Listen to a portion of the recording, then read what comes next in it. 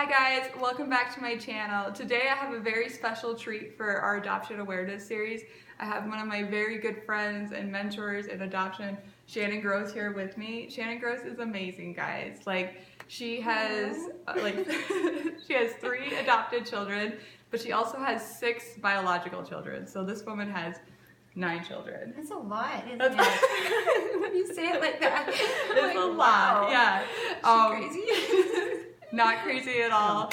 Shannon goes to our church. She loves Jesus, and we just love her so much. I come to her all the time with adoption advice. She's just amazing. She's a little further along in her adoption journey than we are, and so we just love her so much. And I wanted to bring her on this show for you guys because she's amazing. So we're gonna interview her today.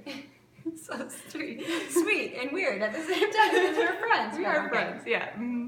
So, okay, why, Shannon, did you decide to adopt children? Well, I grew up in Montana, very white, rural Montana, and I didn't even know anyone that had adopted. But I asked Jesus to come into my life and said that I would follow him when I was around 10 years old. And it was that same year, I was actually looking at my grandmother's National Geographic books. It's where I saw my first Black person, at all. And I, something moved in my heart at that time. I might get emotional talking about it. And I felt this really amazing compassion that I had not felt like this before. And I thought these people from Africa that I saw were some of the most beautiful people I'd ever seen. And I don't know, my heart was just stirred. And I remember talking to my mom and saying something like I thought that I would have brown kids one day. And she was kind of like, oh, okay, And I would bring it up at different times throughout high school and things like that. I actually saw my first Black person when I was a junior in high school. Wow. I know, right? That's crazy. But I had this, I just thought they were the most beautiful people, and I don't know, something in my heart was stirred every time I saw them. Yeah, I love that. That's awesome. I told you she's awesome, guys. You guys are in for a treat. This is going to be good. So what agency did you guys decide to adopt through? We went through one called All About You Adoption. I actually am not sure if they're still even working. We had a few failed adoption situations. That's right. Yes. And that's crazy. They were super hard. And but we just, if nothing else, it just solidified that this was a vision that we had as a family, and we need to keep going forward. It didn't deter us at all. It didn't make us feel like we're not supposed to do this because it didn't happen. We just, even stronger resolve, no, this is what we're supposed to do, and the enemy's not going to win. We're just going to keep going. Yeah. I mean, a failed adoption, guys, that's a whole nother video on its own. I mean, it's like a miscarriage. Yeah. It's like carrying a baby almost to term, and then that baby, it basically died to you. So it's like going through a death. It's a nightmare. That's a whole video on its own about adoption. But that's amazing. I mean, if you're not in the process of adopting, you might not know what that's like. But you're thinking ahead, just like when you're carrying a baby in your womb. You're thinking about the day it's supposed to be born. You're thinking about the season, what you need to do to prepare to get ready, whether it's clothes and food and the room and everything like that. And so there's a lot of mental and emotional planning that happens, and they're yours before they're really yours. Yes, it's a lot to think about. So tell us about your relationship with your son's birth mom and with maybe your other kid's birth mom. There's some different stories there. Yes. And they're just different, right? Yep. So Moses is 12, and we adopted him from birth. Mom was just 16 at the time. Wow. I know. So brave. Very, very, very courageous. Wow. And so I wanted to honor her, and I thought it would be best for Moses' healing and from that day forward, and also for her healing. And so we just kind of adopted her too, in a way, as she was 16. As a daughter. Yeah, she was basically a child. Yeah. Wow. Yeah. So she has been to our house several times, gone on vacation with us, spent Christmas or her birthday at Moses' with us. It's really, really awesome. That's amazing. That's my so dream. Great. Yeah. She's so easy though. She is much you know, she's just healthy emotionally, she's healthy mentally, and loves Moses so well. And she honors me as a mom, Wow. which is really mature and Yeah. really amazing. And so it's easy, really. Yeah, it's like a dream open adoption. Yeah, it really is. Yeah. And so we have two other adopted, Montario and Neve, and they were 3 and 4, brother and sister. And they'd never been in foster care, been with their mom, but it was a really unhealthy situation. And she needed to place them. So she actually chose our family, which I don't know, I think that's a miracle because we were older really than a lot of people that were adopting. We have a lot of kids and we live in a predominantly white area. Yeah. So, but God just put it together because he knew that for Moses needed Monty and Olivia and Neve needed each other. And so, yeah, he put it together. But I have contact with their birth mom. I do send her pictures every once in a while. I send her information. I know how to get a hold of her, and I definitely want them to meet each other again, for sure.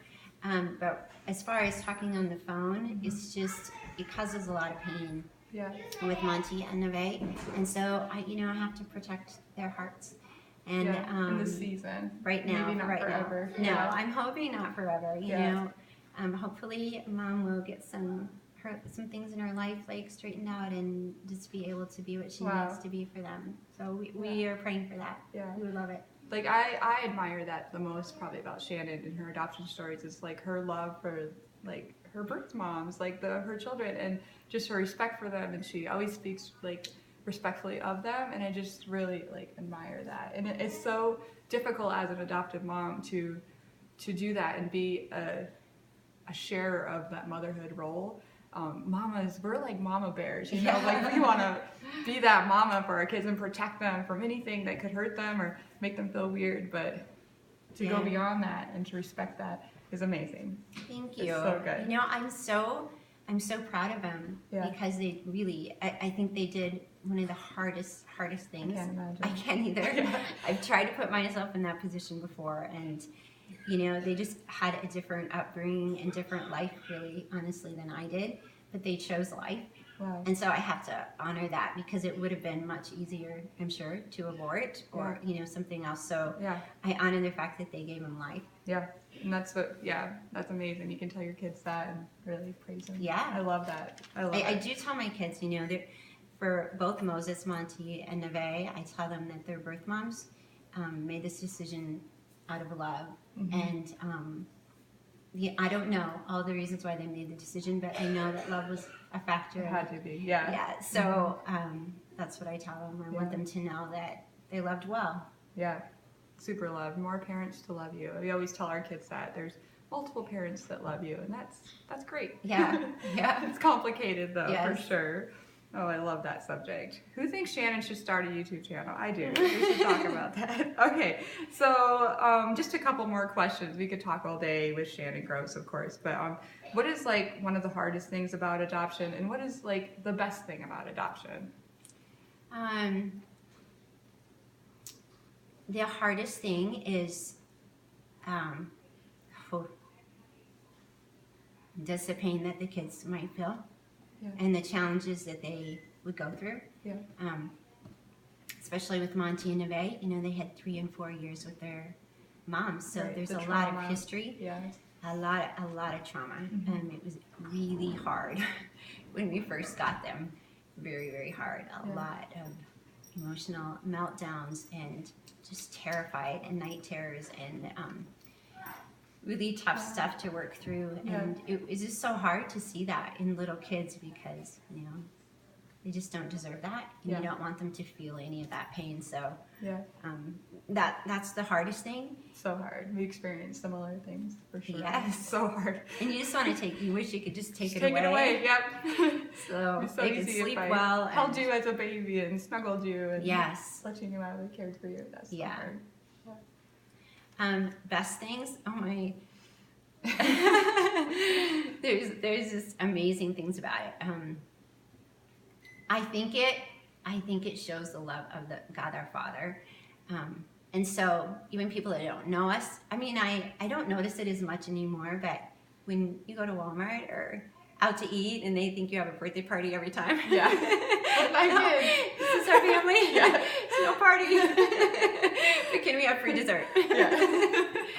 But so somewhere we're on display a lot, and that took me a little bit to get used to. But then I just looked at it as, you know, people are just curious, Yeah, you know, totally. and they want to know. And it's so the best thing about it is more people to love and more people that just gives an opportunity to talk about how much God loves us and adopted us as children.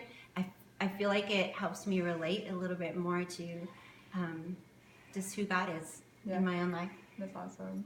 And they're your kids. Like, when I think of all your children, I don't think like, oh, these are your adopted kids, these are your biological. I'm like, those are Shannon's kids. I know, like, right? These belong to her. Like, these are her people. Yeah, you know? exactly. I don't think feel of that it way any too. differently. Yeah. It's hard for me to remember what the dynamics were before they came with us. Wow. Sometimes I try and I'm like, okay, what was that like before we had them? And I can't, it feels like they've always been with us. Yeah. So anyway, they're mine. They belong. So. Yeah. This is their home. All right. And the last question, sadly, is what advice would you give to adoptive parents hoping to adopt or someone seeking to adopt? Okay. Wow. You know, if it's a calling on your life, then you have to go through with it.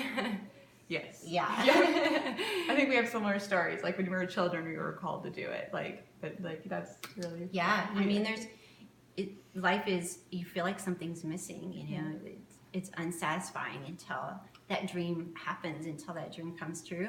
But there is, you know, some road bumps. There is some issues on the way. Just hang in there and have faith. You know, if God's called you to it, He's going to provide everything for it, you know, and not to let fear get involved, because, I mean, anything worth going for is worth fighting for.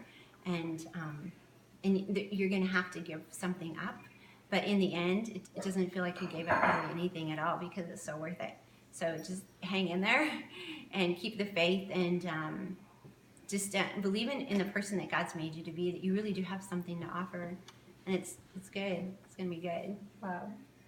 I'm so excited about all that stuff. Thank you so much, Shannon, for letting me interview, taking like a little bit of time out of your busy mom life. Like, I know it's so busy. I really appreciate that so much. You're welcome. And I know our viewers do too. Like, our subscribers, they are gonna love that. All that stuff, they're gonna eat it up. And then also in the next video, we have a really special treat. We have Shannon's kids in the next video, and they're beautiful, and you're gonna love them, and they're gonna make you cry, because they're just like, you're gonna make you want to adopt like 20 kids. So buckle your seatbelt, adoption awareness. Stay tuned for all that. So we'll see you guys next time. Bye. Bye.